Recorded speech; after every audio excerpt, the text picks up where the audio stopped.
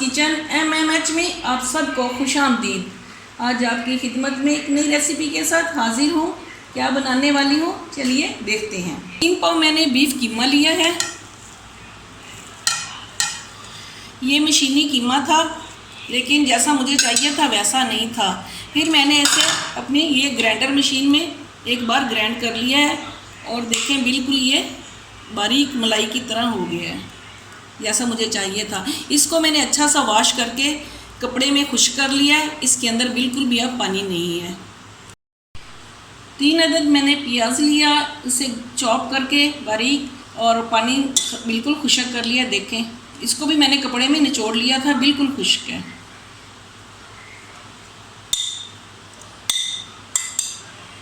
اب اس میں جائے گا 1 ٹیبل سپون ادرک لہسن کا پیسٹ۔ اب اس میں جائے گی 1 ٹیبل سپون کٹی ہوئی سبز مرچ، 1 ٹیبل سپون لیمن جوس، ہلدی، 1 table spoon کچری powder, 1 table spoon نمک، 1 ٹیبل سپون کٹا ہوا گرم مسالہ،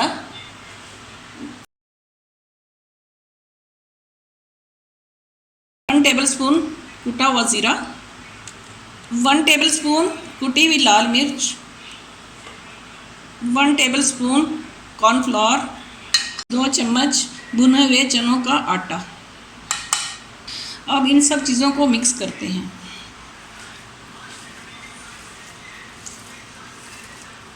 تھوڑا اس میں فوڈ کلر جائے گا۔ سب چیزیں اچھے سے مکس ہو چکی ہیں تو اب اسے ہم 2 گھنٹے کے لیے فریج میں رکھ دیں گے۔ اگر کسی کو جلدی ہو بنانے کی تو آپ بنا بھی سکتے ہیں ساتھ کے ساتھ، لیکن میں اسے 2 گھنٹے کے لیے فریج میں رکھ دوں گی۔ یہ دیکھیں فوڈ کلر ڈالنے سے کتنا اچھا کلر ہو گیا اس کا۔ 2 گھنٹے گزر چکے ہیں، دیکھیں ہمارا مسالہ بالکل ریڈی ہے۔ اب ہم اس کے گولا کباب بنائیں گے۔ بسم اللہ الرحمن الرحیم۔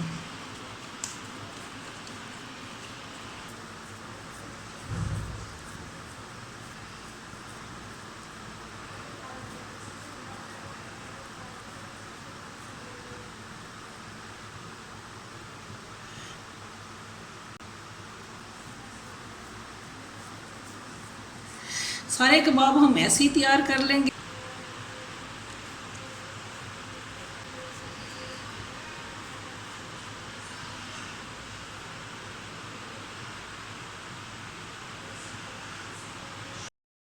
ماشاءاللہ ہمارے سارے کباب بن چکے ہیں، اب ہم انہیں فرائی کرتے ہیں۔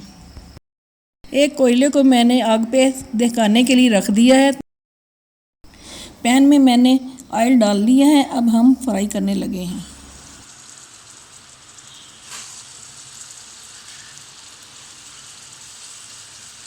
اگر آپ کو میری ویڈیو پسند آئے تو ویڈیو کو لائک کریں، چینل پہ نئے ہیں تو چینل کو سبسکرائب کریں۔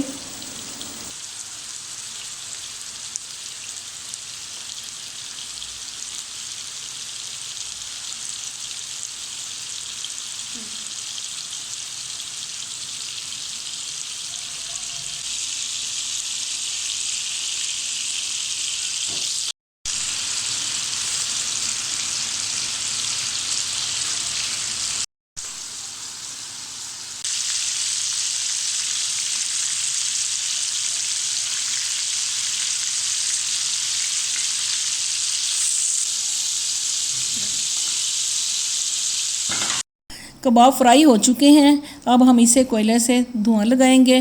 تو گولا دہک چکا تھا، اس کے اوپر ہم تھوڑا سا آئل گرائیں گے اور ڈھکن لگا دیں گے 30 سیکنڈ کے لیے۔